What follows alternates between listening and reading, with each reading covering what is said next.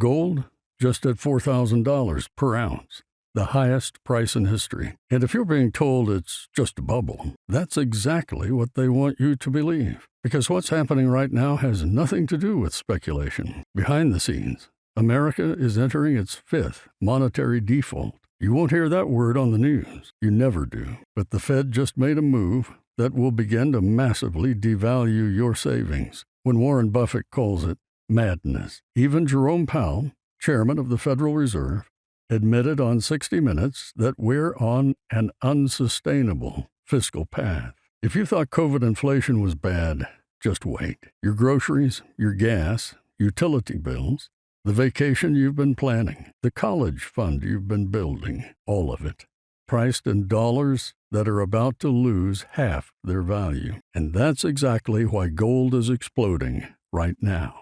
Central banks, billionaires, and institutional investors, the people who understand the real mechanics of a government default, are moving their money into gold at the fastest pace in 50 years. Now, when most people hear default, they picture something dramatic, missed payments, government shutdowns, a sudden collapse. But that's not how it works anymore. In 1814, the U.S. did openly default. It stopped paying interest to bondholders. But that was a bad look. Every default since has taken a different form. Quiet, but far more destructive. The government changes the rules.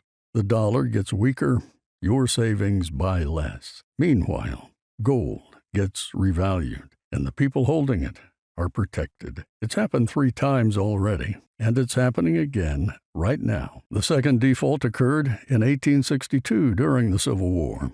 Lincoln needed to fund the Union Army, but the government was broke. So he did something unprecedented. He issued the first paper money in American history that couldn't be exchanged for gold or silver. Within months, these greenbacks lost 50% of their value. Anyone holding cash saw their purchasing power cut in half, but those who owned gold were protected. The next default occurred during the Great Recession. Roosevelt wanted to print money to stimulate the economy, but there was a problem. The dollar was backed by gold at $20 per ounce. He couldn't print more money without acquiring more gold. So he changed the rules by executive order. He revalued gold from $20 to $35 per ounce. By making gold worth more, he effectively made each dollar worth less. This devalued the dollar overnight. If you had $10,000 in the bank, you woke up the next morning with the purchasing power of $6,000. 40% of American savings vanished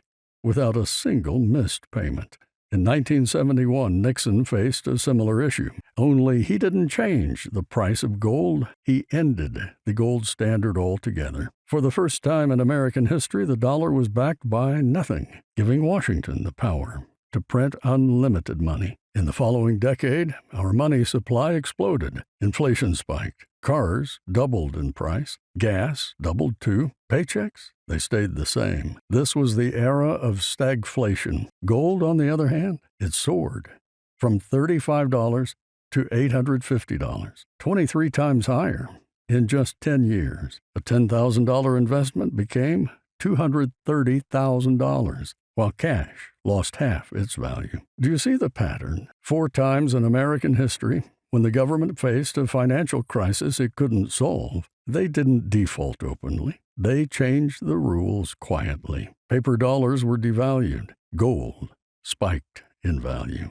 every single time. The people holding paper lost everything. The people holding gold were protected. And now, we're about to watch it happen for a 5th time. But this time, it's different in one critical way. In the past, they could change the rules, change the price of gold in the gold standard. But today, everything is already paper. There's nothing left to remove. The only move left is to destroy the value of the paper itself. And that's exactly what's about to happen.